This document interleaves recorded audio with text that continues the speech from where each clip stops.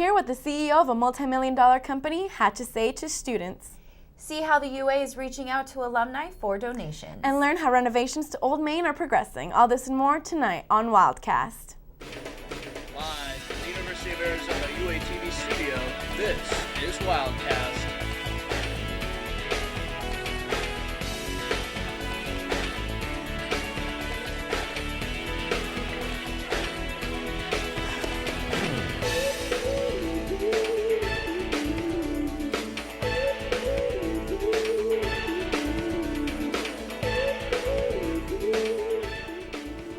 Sarina Nafarrate. And I'm Danielle Carpenter. Thanks for joining us tonight. A local air show took place this past weekend. An estimated 200,000 people attended the Thunder and Lightning over Arizona open house at Davis-Monthan Air Force Base. Over 40 aircraft were on ground display. Among those were the F-15 Strike Eagle, a C-17 Globemaster III, and an MQ-18 Predator, which is a remotely piloted aircraft used primarily for intelligence collection. The one-of-a-kind Red Bull helicopter made an appearance at the show. The helicopter is highly modified, allowing it to perform maneuvers like backflips, rolls, and loops. The helicopter is piloted by Chuck Aaron, who is the only FAA licensed pilot to be allowed to perform aerobatics in a helicopter in the United States, and one of the 3 in the world. A United States Air Force airman gave his thoughts on the open house. Here's what he had to say. I think the DM Open House Air Show is a fantastic opportunity for not only for the Air Force and the military, but mainly for the Tucson community and the public. It's a great way for us to give back. Not everyone knows what we do, and the gates aren't always open. So people have a lot of interest, and it's just a great opportunity in every aspect. The public, they love it, and we love to give back. We love to show off our assets, and it's just mainly an educational, but it's also very fun. The kids love it. The kids love to see the Thunderbirds and the stunt planes, and it's just something that you don't get to see every day, and we enjoy it. For those who attended the open house on Saturday, many left disappointed. The Thunderbirds were not able to fly in Saturday's show due to the high gusty winds. The winds gusted to about 30 miles per hour. For safety reasons, the Thunderbirds can only fly in winds less than 28 miles per hour. If you missed this year's open house, be sure to check it out next spring. The CEO of Macy's came to the UA last week to give some words of wisdom to students hoping to make it in the corporate world. Wildcast reporter Sheridan Fiddleman attended the talk and gathered reactions from students. Everyone is familiar with all the opportunities the University of Arizona presents to its students. And on a Wednesday afternoon, the school presented its students with a unique opportunity. U of A alumni Terry Lundgren, who is the CEO of the famously known corporation Macy's, came and gave the inside information on what it takes to run a franchise as successful as Macy's and how to get to where he is today. Lundgren started his career in retail in 1975 in Los Angeles, California. Now, he is the CEO, president, and chairman of Macy's and has been since 2004. And since founded 79 years ago, Macy's is one of the most respected institutions in the world.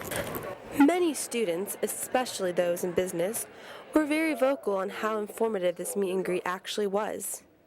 As a student, I want to be able to know that there are opportunities out there past college, outside the classroom. So having people like Terry Lundgren come in here and talk, it gives me a perspective of a potential employee somewhere and a better depth on the industry. He really gave me a good idea of what it takes to make it in the business industry. I mean, so it really motivated me to look for those internships and start making those connections early so I have a better chance at getting a job after college. The University of Arizona alumni is known for his generous time and donations to the school. He gives back to the university as much as he possibly can, including scholarships, internships, lessons, and so much more. Reporting at the University of Arizona for Wildcast, I'm Sheridan Fiddleman. The U of A has just launched its largest campaign in school history on Friday, April 11th. Wildcast reporter Haley Ford has the details on what goals the Arizona Now campaign is reaching for. Spring is in full swing, and so is the U of A's largest campaign in its history. The campaign launched Friday evening on the UA Mall. The Arizona Now campaign is aiming to raise more than $1 billion to support the goals of the university's Never Settle It's really important plan. to make sure that the strategic agenda for the university is laid out and set. And that's what the Never Settle plan attempted to do. It's defined really where the university needs to be, how it's going to get there, and there's a financial plan that goes along with the academic plan. And it's really great for us to be able to share with our donors that the money that they're going to invest really will sync up with the strategic plan. Donors like to know that they're investing in things that are important to the university, as well as things that they are passionate about as well. The Expo of Excellence was a part of the campaign to display researchers and students excelling in their fields to the UA and Tucson communities. As the philanthropy that supports Never Settle and moves us forward. This is a tremendous night for all of us to celebrate the $1.5 billion campaign, Arizona Now. This is part of our future, and you are central to that future. We believe that this campaign will have a huge impact, not just at the university, but throughout Arizona and the world.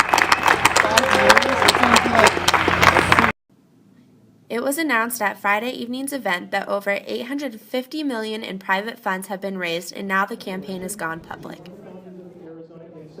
Reporting for Wildcast, I'm Haley Ford. The Arizona Now campaign intends to raise $1.5 billion over the next several years, and donors have already given nearly $860 million. The funds are intended to support the future of the U of A and allow world-class education to continue to excel on campus. The UA, like most public universities, rely on private support to maintain its educational standards. With state funding in decline, fiscal supporting from donors is critical in maintaining the UA's goals. Spring Fling was quite a success on campus for its 40th anniversary. Roughly 30,000 attendees showed up this past weekend, 10,000 of them being students. Although it has not been said how much money the clubs raised, we do know that over 1,800 books were donated for Sunday's promotional book drive. Residents of Sam Hughes' surrounding neighborhood reported they were not disturbed by the noise as well, which is an improvement from the last time it was held on campus. The decision is still being made whether or not Spring Fling will return at the UA Mall, and will it be permanent. You made it out this weekend? I did. I actually went on the first day. It was the Friday when they had the concert, so it was a lot of fun. It was good to be back on campus. Yeah, it was really nice. I just walked from my house and had a good time. Exactly. No driving involved, which is great. Exactly. And we'll have a look at this week's weather forecast after the break. I'm Derek Williams, your former U of A Wildcat. You're watching UA TV. Don't change the channel. Hi, it's David Hasselhoff, the Hoff. Get Hoff with UA TV. Stay tuned. Don't change the dial.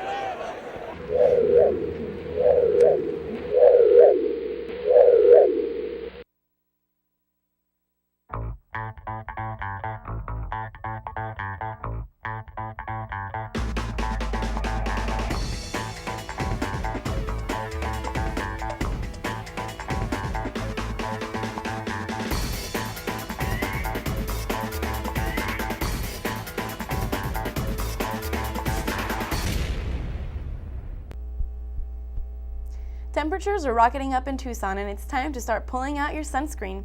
Weather reporter Shay Sorensen has more on the burning temperatures. Shay? Good evening, Wildcats. The high today was 88 degrees, which is 9 degrees above the average of 81. Temps will start to fall starting tomorrow by only a degree or two. Breezy conditions will move in Wednesday, bringing down temps to about 85 on Thursday and then 86 on Friday. Mostly sunny skies can be expected tomorrow, but then partly cloudy skies will occupy Tucson for the rest of the week. The overnight lows will sit in between 55 and 58 degrees through Monday. A Pacific low-pressure system will potentially bring a slight chance of showers late Friday into early Saturday morning if it carries enough moisture. That is all I have for you, Wildcats, and I'll see you next time. The U of A's oldest and most iconic building has been getting a facelift. School officials now say students will finally be able to enjoy the new building by fall. The Save Old Main project was put in place last year to help reconstruct the building that's now 122 years old. UA President Ann Weaver Hart has said the school was in danger of losing Old Main for a long time because of the wear and tear to the building. The foundation was beginning to sink on one side. The renovations are funded by monetary donations from alumni and others who raised $13.5 million in a fundraising campaign. The project is expected to be finished this summer. Arizona High School Sports Hall of Fame inaugural member Fred W. Ank Jr. died at age 89 on Sunday in Casa Grande. Ank Jr. was a star athlete at Tucson High School, leading the Badgers to a 52-game win streak. He played football at the U of A and then played for 7 years in the NFL for 3 different teams. He is the first quarterback from Arizona to start in the NFL. He also won the state championship in football, basketball, and baseball. Basketball season may be over, but there's still a lot happening in sports. Sports reporter Chelsea Moe has more on UA's recent wins and losses. Chelsea? Hello, Wildcats. Following a season in which they led Arizona men's basketball to a 33-5 record, a Pac-12 regular season title, and an Elite Eight appearance, Aaron Gordon and Nick Johnson have entered their names into the 2014 NBA Draft. Gordon, a freshman, averaged 12.4 points, 8 rebounds, 2 assists, and 1 block a game, which led the team on the boards and ranking second in both scoring and blocks. He posted a team-high 8 double-doubles and shot 49.5% from the field and 35.6% from beyond the arc. Johnson led Arizona in scoring with an average of 16.3 points per game and was ranked second on the team for assists and steals. He also averaged a career-high 4.1 rebounds per game. Both players will be greatly missed. That's all in sports. Back to you.